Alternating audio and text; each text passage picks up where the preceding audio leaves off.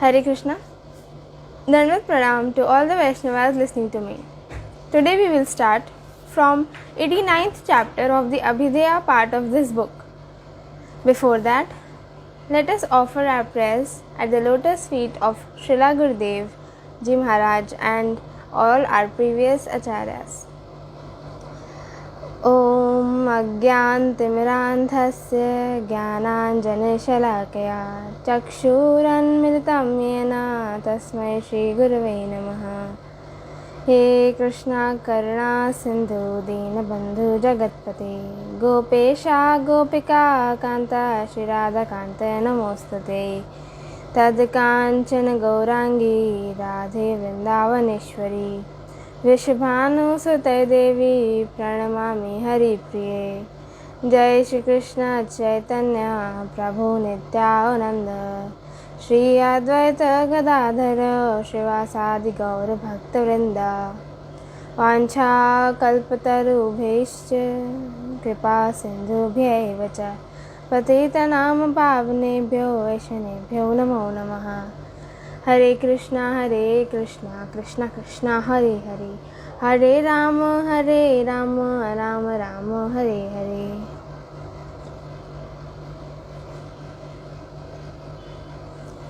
So today we will start from the 89th chapter.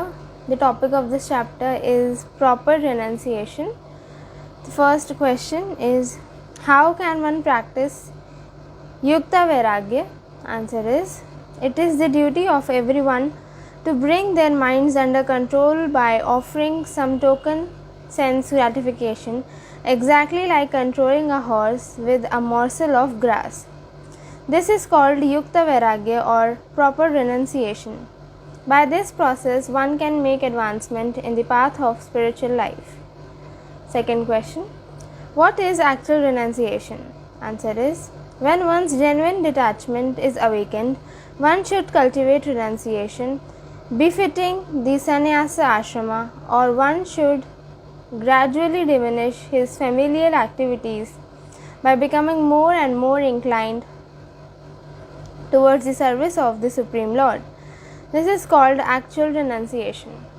Third question, in proportion to what does one's spiritual knowledge and renunciation increases? Answer is, pure knowledge and pure renunciation must increase in proportion to one's advancement in devotional service. Fourth question, what is the purport of accepting material enjoyment only as much as necessary? Answer is, the purport of the instruction accept material enjoyment only as much necessary is that one should not accept material enjoyment for sense gratification. Rather, one should accept material enjoyment only as much as needed to establish one's relationship with Lord Krishna. Fifth question, how do spiritual knowledge, renunciation and devotional service help our spirit soul? Answer is, knowledge regarding one's relationship with the Supreme Lord and detachment for material objects automatically develop in a person who engages in devotional service. Wherever they are not developed, it is to be understood that there is an absence of devotional service, therefore should be called a pseudo devotional service. Through renunciation, a spirit soul attains satisfaction. Through knowledge regarding one's relationship with the Supreme Lord, a spirit soul attains nourishment, and through devotional service, a spirit soul attains mitigation of his hunger. Sixth question, what type of mentality is in the topmost platform of Yukta Vairagya? Answer is, one should take care of the body, knowing that it is favorable for achieving perfection in Krishna consciousness. Without a body, one cannot worship Krishna. Therefore, even though one takes special care in protecting his body, which is favorable for cultivation of devotional service, he considers all objects related to its body that are unfavorable for the cultivation of devotional service as insignificant. This type of mentality is in the topmost platform of Yukta Vairagya. With that, we finish 89th chapter and now start 90th chapter. The topic of this chapter is humility. First question: what mentality should a devotee maintain? Answer is: a devotee should always maintain humility within his heart. Second question: what kind of devotional activity is humility? Answer is: I am a servant of Krishna. I am poor. I do not possess anything. Krishna is my all in all. Such a mentality is humility. Third question: what type of devotional service helps in direct cultivation of Krishna consciousness? Answer is: when one's humility is strong, one certainly attains Krishna's mercy. As a result, debauchery, profit, adoration and distinction are immediately destroyed. This helps one in direct cultivation of Krishna consciousness. This process is naturally confidential and one must learn it from a bona fide spiritual master. Fourth question: how is actual humility expressed? Answer is: I am a pure spirit soul. Due to my previous misdeeds, I am suffering various material miseries. I am a proper candidate for punishment. Even though I am an eternal servant of Krishna, due to my forgetfulness of his lotus feet, I am entrapped in the wheel of karma, and thus I have to suffer so much misery. Therefore, who is more unfortunate than I am? I am the most fallen, wretched, and poor person. Fifth question: does a humble devotee feel proud of his own strength? Answer is: I have not performed any pious activities and I have no spiritual knowledge. I have no devotion for Lord Krishna. Please tell me, how can I attain the shelter of your lotus feet? Your mercy is my only hope. It is the conclusion of the Vedas that your mercy is causeless. Sixth question: is humble prayer of a pure devotee spontaneous? Answer is: this ocean is full of fearful crocodiles in the form of material senses, objects. The waves of lusty desires always agitate me. I cannot tolerate the urge of prejudice, which is like the forceful wind. My mind is very restless because I do not see any sailor. Seventh question: what kind of humble prayer should a pure devotee offer to the Goswamis headed by the Sri Rupa Goswami and Sanatana?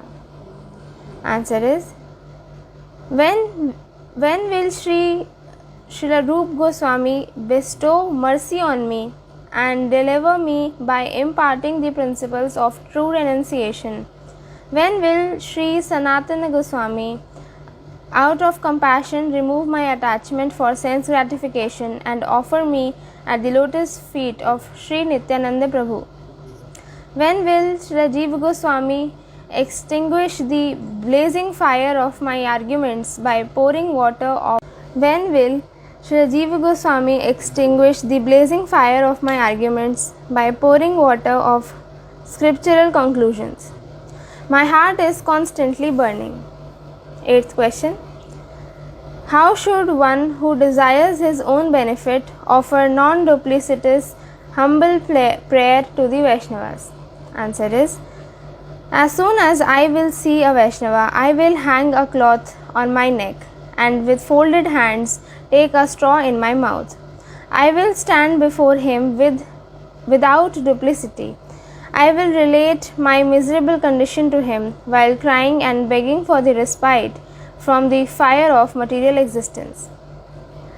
With that, we finish 90th chapter and now start 91st chapter. The topic of this chapter is tolerance. First question: what is the duty of a person who is tolerant?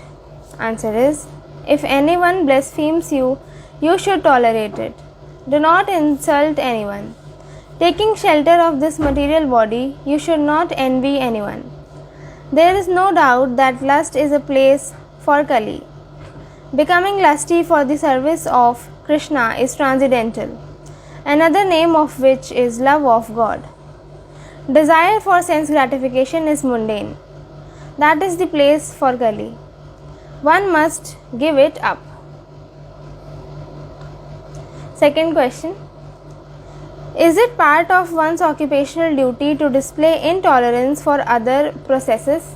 Answer is, those who blaspheme, hate or envy other processes are certainly ignorant and foolish. They are not as concerned about their own goal of life as they are concerned about indulging in useless arguments. Third question. Can the devotees with material desires become tolerant? Answer is, those whose devotional service is motivated cannot conquer anger. It is not possible to conquer anger by intelligence alone. In a very short time, attachment for sense enjoyment overcomes the function of the intelligence and gives anger a place in its kingdom. Fourth question. How should a devotee who chants the holy name be tolerant? Answer is, one should become more tolerant than a tree. One should give up envy and maintain proper respect for everyone. Fifth question. What kind of compassion is indicated by the phrase more tolerant than a tree? Answer is, by the phrase more tolerant than a tree, it is indicated that even though a tree is cut, it does not protest. Rather, it helps others by its shadow, fruits and flowers. Similarly, the devotees of Krishna should show greater compassion than a tree by helping everyone, including the friends and enemies. Such compassion is the ornament of the non-envious devotees who chant the holy names. Sixth question. Can an impatient person engage in the worship of Hari? Answer is, for the practitioner of devotional service, dhairya, patience, is extremely necessary. Those who possess the quality of dhairya are called dhira, sober. Due to lack of this quality, men become restless. Those who are impatient cannot do any work. By the quality of dhairya, a practitioner controls first himself and then the world and then the whole world. With that, we finish 91st chapter and now start 92nd chapter. The topic of this chapter is not expecting any respect from others. First question. How can one become amani or free from desire for achieving respect? Answer is, one should not proudly consider I am a Brahmana, I am rich, I am a learned scholar in the scriptures, I am a Vaishnava or I am a sannyasi. Even if others offer me any respect, I will not proudly expect any respect from them, nor will I desire others' adoration. I will think myself as a poor, fallen, wretched and lower than the straw in the street. Second question. How should a person who chants Krishna's name become humble? Answer is, I will give up false ego and consider myself lower than a straw in the street, a fallen and an insignificant beggar. Third question. How can one make himself an amani? Answer is, one can make oneself an amani by thinking himself a fallen soul and offering due respects to others. Fourth question. What should an embodied soul think of himself?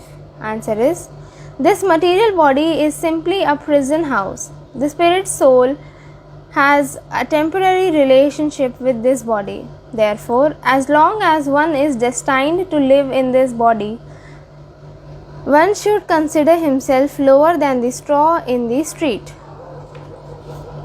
Fifth question. It is not proper for a conditioned soul to become lower than the straw in the street? Answer is, to become humbler than a blade of grass is not unjustified, but for a conditioned soul to take shelter of false identification is certainly improper. This is the actual meaning of being humbler than a blade of grass. Sixth question. What is the purport of the word Amani? Answer is, the word Amani indicates the third symptom of the sadhaka engaged in the performance of Kirtana, namely, that he is freed from the false ego. All egoism arises from yogic powers, material opulence, wealth, beauty, high birth, social status, strength, prestige, and high position associated with the gross and subtle body of the living entity who is bound by illusory energy, is false and opposed to one's real identity. To be freed from such false designations is to be devoid of false ego. One who, in spite of possessing all three qualifications, is further ornamented with the qualities of tolerance and freedom from false ego is most competent to chant the holy name. Such a pure sadhaka bhakta, completely renouncing the pride of being a Brahmana householder or the egotism of being a sannyasi or ecstatic in the renounced order of life, fixes his mind exclusively on the lotus feet of Sri Krishna and engages constantly in Sri Krishna Nama Sankirtana. Now we finish 92nd chapter and start with 93rd chapter. The topic of this chapter is giving respect to everyone. First question. What is the meaning of the word manada or offering respect to everyone? Answer is, the meaning of the word manada is to offer due respect to all living entities.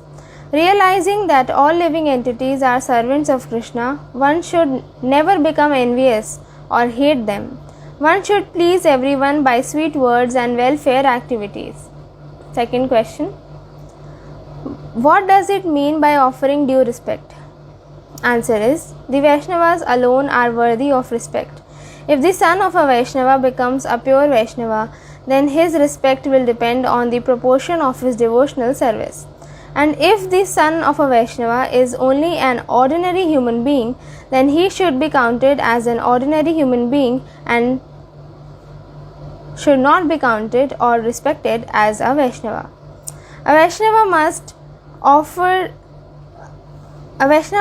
be offered respect appropriate for a Vaishnava, and one who is not a Vaishnava should be respected as an ordinary human being.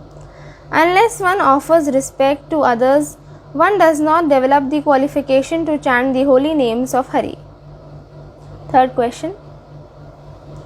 Is it not contrary to the principle of manada to consider oneself as exalted Guru? Answer is, if I consider myself the topmost and thus distribute my remnants to others, then I will be heavily burdened by pride. Therefore, I will constantly remain a servant of the Vaishnavas and not accept anyone's worship.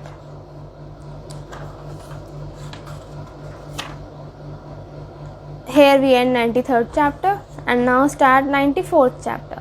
The topic of this chapter is unalloyed surrender to the holy names.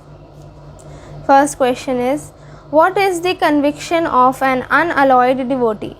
Answer is, Krishna is my only protector. Nothing else or none else can protect me. This is the conviction of an unalloyed devotee. Second question. What is the mood of a devotee who has taken shelter of the holy names if he is faced with worldly distress? Answer is, the mind of one who has taken shelter of the holy name is undisturbed, even if food and clothes are not easily obtained, or if they are obtained but then lost. Leaving behind all material attachments, he takes complete shelter of Govinda. Third question. What is the difference between transcendental liberation and transcendental devotional service? Answer is, there is no difference between transcendental liberation and transcendental devotional service at all.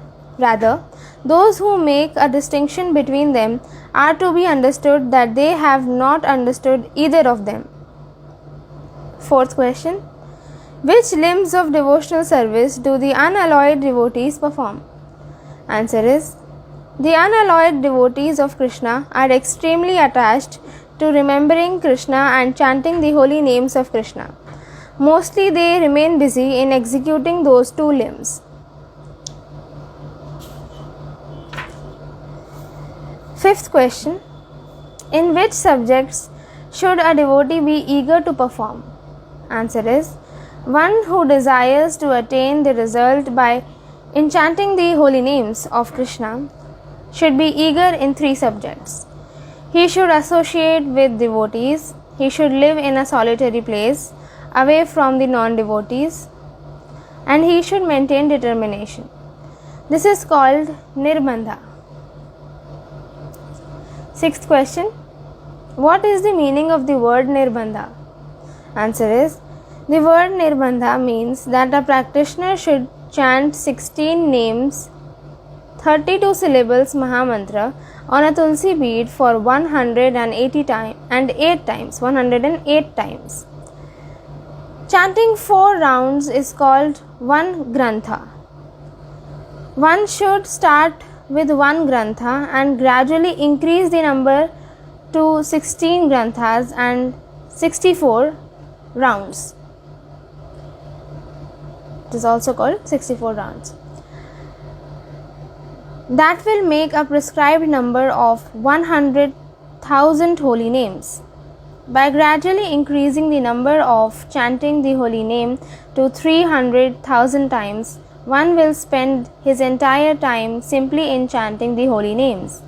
All previous acharyas have attained perfection by following this order of the Lord. Seventh question. Should there be a gap between the chanting of the holy names? Answer is, the chanting of the holy names must be constant. One should be careful that at the time of chanting the holy names, no other sensual activities create obstacles. Eighth question. What kind of mentality should a practitioner have at the time of chanting? Answer is, at the time of chanting the holy names, may this desire arise in my heart. As the baby birds who cannot fly desire to see their mother, as the hungry calves intensely wait for drinking their mother's milk, and as a wife becomes morose while meditating on her husband who is away in a foreign country. Similarly, O Lord, let my mind also become extremely eager for your darshana. Ninth question. Should a person who has taken shelter of the holy names need to undergo atonement based on karma and janana? Answer is, those who have fully taken shelter of the holy names have no need to undergo atonement based on karma and janana. 10th question. What are the characteristics of a person who has taken complete shelter of the holy names? Answer is, by misusing the 6 propensities of the heart such as lust, anger, greed, illusion, pride and envy, one commits sin. One who has taken complete shelter of the holy names does not commit any sin. He engages his lust for discussing the topics of Krishna and maintaining Vaishnava family based on the service to Krishna. He never engages in sinful activities like enjoying others' wife, accumulating more money than required, desiring name and fame, cheating and stealing. He engages his anger against those who are envious of Krishna and the Vaishnavas. In this way, he remains aloof from the association of the materialist. He avoids subduing and torturing others. Then his anger transforms into tolerance, like a tree. He engages his greed for relishing the mellows of ecstatic love for Krishna, and thereby he does not even bother to eat palatable foodstuffs, wear opulent clothes, enjoy beautiful women, and accumulate unlimited wealth. He engages his illusion in the transcendental mellows and thus becomes bewildered by the beauty of Krishna's pastimes and Vaishnava's characteristics. Wealth, followers, and material happiness do not enamor him. He does not get involved in impersonalism or atheism and false argument that are caused by bewilderment from improper conclusions.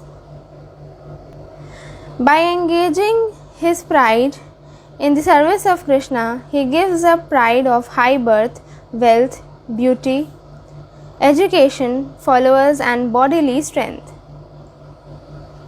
He totally gives up self-esteem of being envious and violent to others. By regulating one's life in this way, one cannot have any opportunity for committing sin. Rather, his propensities for sinful activities become totally uprooted. But sometimes there may be some sinful activity committed accidentally which is nullified without atonement. 11th question. Do the so-called devotees who take shelter of duplicity attain love of God? Answer is, as the patient attains the result of medication even without knowing its power, similarly one who chants the holy name of the Lord without knowing the strength of the holy name easily achieves the result of chanting the holy name. If persons who are affected by prejudices and fault of interpretation take shelter of duplicity, the holy names reserve the right to award them result according to their duplicity. The holy names never award them supreme fruit of love of God. 12th question. What is real Brajavas or residing in Braja? Answer is, to live in a solitary place with transcendental emotion is called Brajavasa. One should chant the holy names of the Lord with a prescribed number of rounds and engage in the service of the Lord 24 hours a day. One should engage in favorable service to the Supreme Lord in such a way that it does not create any impediment in the maintenance of his livelihood. With that, we complete 94th chapter and now move on to 95th chapter, which is called Ragatmika Bhakti. First question. What is Ragatmika Bhakti?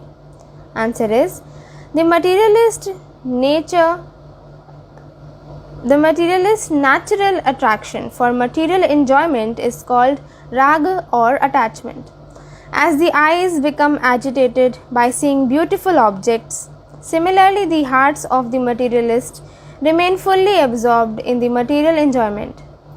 When Lord Krishna becomes the object of one's attachment, it is called Raga Bhakti. Sri Rupa Goswami has said that Raga means full absorption in one's worshipable Lord. When devotional service to Krishna is executed through such Raga, it is called Ragatmika Bhakti. In brief, the loving, intense thirst for Krishna is called Ragatmika Bhakti. Intense greed for Krishna's pastimes acts in Ragatmika Bhakti. Second question. Where is the existence of Ragatmika Bhakti? Answer is, the devotional service executed by the Brajavasis with intense attachment is the topmost form of devotional service. Such devotional service is not found anywhere else.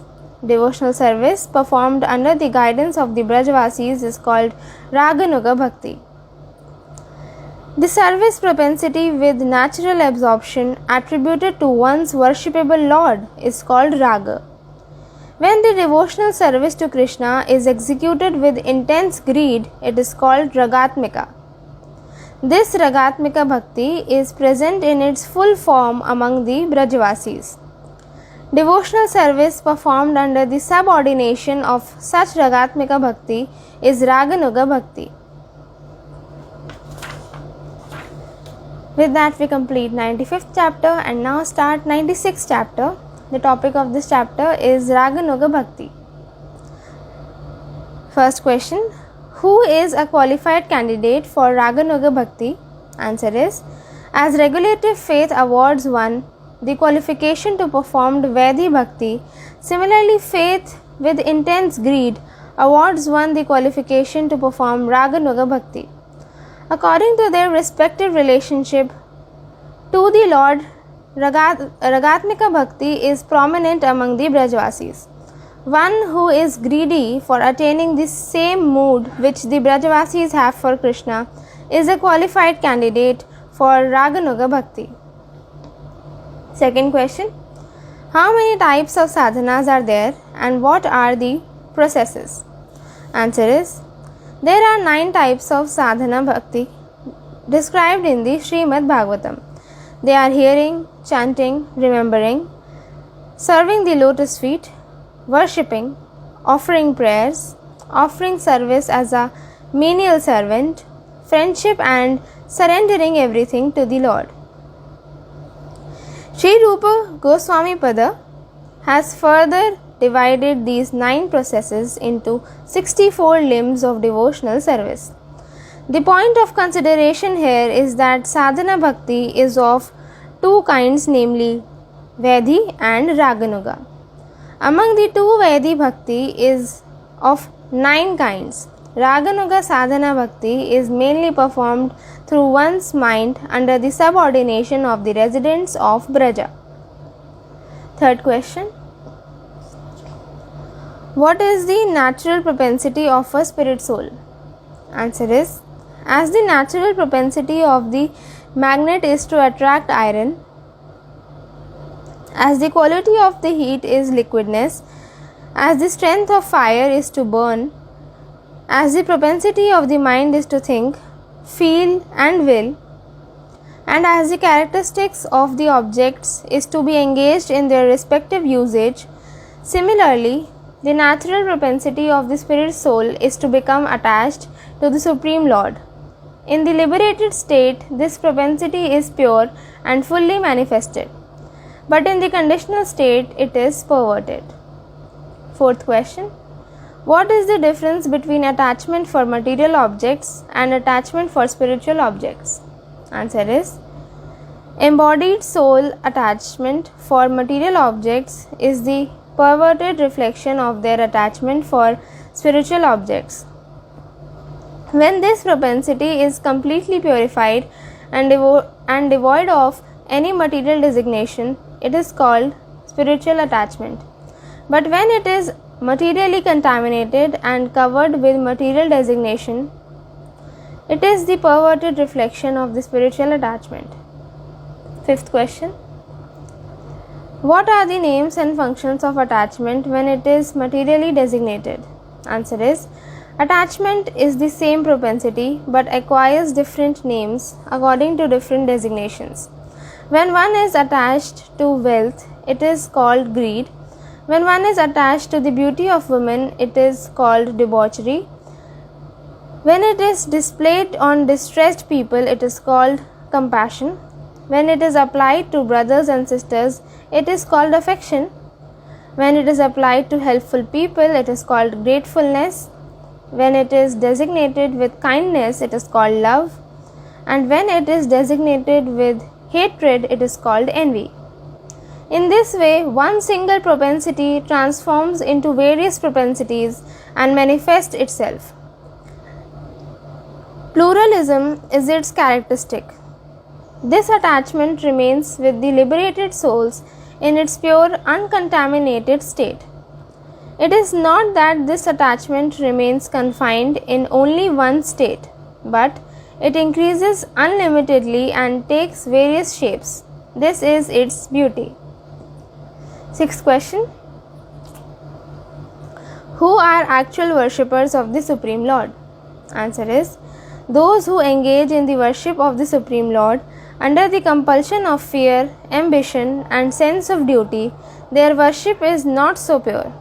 Those who engage in the worship of the Supreme Lord in the path of attachment are certainly the actual worshippers of the Supreme Lord.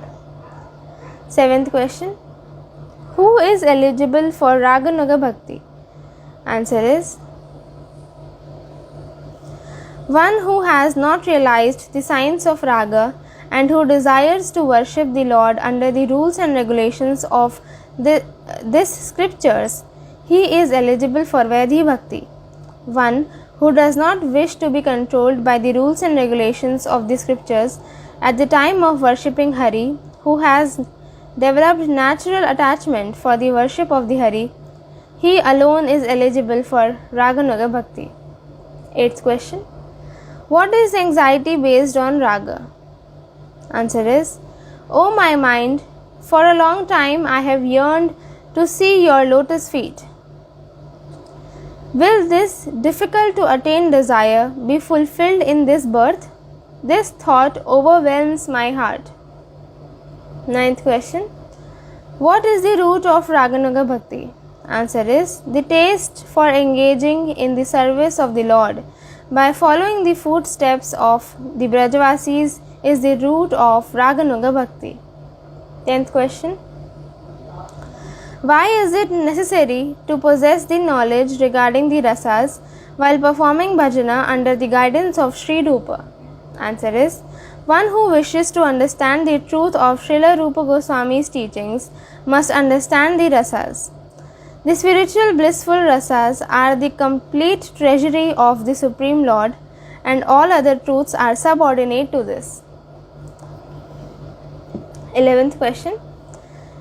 What is the difference between Vaidhi and Raganuga Bhakti? Answer is, Vaidhi Bhakti is a slow process and Raganuga Bhakti is a fast process. By following Raganuga Bhakti, one quickly attains the stage of rasa. One who has a taste for performing devotional service in the path of attachment certainly becomes a follower of Sri Rupa Goswami. 12th question. How many types of spiritual cultivation do the practitioners of Raganuga Bhakti engage in? Answer is, it is the duty of everyone to follow these 7 categories of cultivation. But all the descriptions are not to be performed by everyone because there is a need to consider one's qualification. First, spiritual cultivation. Number 1, Preeti, and number 2, realization of Sambandha, Abhidaya and Prayojana. Second, mental cultivation. First, remembrance. Second, thinking. Third, meditation. Fourth, concentrated meditation. Fifth, samadhi. Sixth, consideration on the science of Sambandha. Seventh, repentance. Eighth, yama, truthfulness, refraining from theft, giving up bad association, intelligence, not accumulating more than necessary, religiosity, celibacy, refraining from unnecessary talk, steadiness, forgiveness and fearlessness. And ninth, purification of the heart. Third, bodily cultivation. Number 1, niyamas, cleanliness, japa, austerity, sacrifice, faith, hospitality, worship, pilgrimage, welfare work, satisfaction, proper behavior and serving the spiritual master. Number 2, serving others. Number 3, seeing and touching the devotees and the Srimad Bhagavatam. Number 4, praying. Number 5, hearing. Number 6, engaging the senses in devotional service. Number 7, transformations of ecstatic love. And number 8, developing the mood of service to the Lord. Fourth is cultivation of speech. Number 1, chanting hymns. Number 2, studying. Number 3, kirtana. Number 4, teaching. Number 5, praying. And number 6, preaching. Fifth, cultivation of one's relationship. Number 1, Shanta. Number 2, Dasya. Number 3, Sakhya. Number 4, Vatsalya. And number 5, Kanta. There are 2 types of relationships with the Lord and with the Lord's associates. Sixth, social cultivation. Number 1, Varna, Brahmana, Kshatriya, Vaishya and Shudra. Their occupations are and positions are divided according to people's nature. Number 2, Ashrama, Grihastha, Brahmacharya, Vanaspratha and Vanaprastha and Sannyasa. Divided according to people's social situation. Number 3, assemblies. Number 4, general festivals. And number 5, activities like sacrifice. 7th, cultivation of sense objects. The following sense objects help one in the development of Krishna consciousness. Number 1, the objects for the eyes are the deity, the temple, the scriptures, the holy places, spiritual dramas and spiritual festivals. Number 2, the objects for the ears are the scriptures, songs, lectures and conversations. Number 3, the objects for the nose are tulsi, flowers, sandalwood and other fragrant items offered to the Lord. Number 4, the objects for the tongue are kirtana and taking a vow to accept only the palatable foodstuffs and drinks that were offered to the Lord. Number 5, the objects for the touch are the air of holy places, pure water, the body of a Vaishnava, the soft bed offered to Krishna, and association with a chaste woman in order to propagate a God-centered family. Number 6, the times like Hari Vashra, Ekadashi and festive days. And number 7, the places like Vrindavana, Navadvipa, Jagannathapuri and Naimi Sarana. 13th question, what is the Raganuga devotees' procedure for serving Krishna? Answer is, those who have developed a greed for engaging in Ragatmik Bhakti should, according to the activities of the residents of Braja, externally serve as sadhaka and internally served as a perfected devotee. With that, we conclude today's session here. My sincere obeisances at the latest feet of Srila Gurudev Ji Maharaj and the divine couple Shri Shri Radhakrishna. Hare Krishna, Krishna Krishna, Hare Hare, Hare Ram, Ram Ram, Hare Hare. Nitai Gaur Premanande, Hari Hari Bol.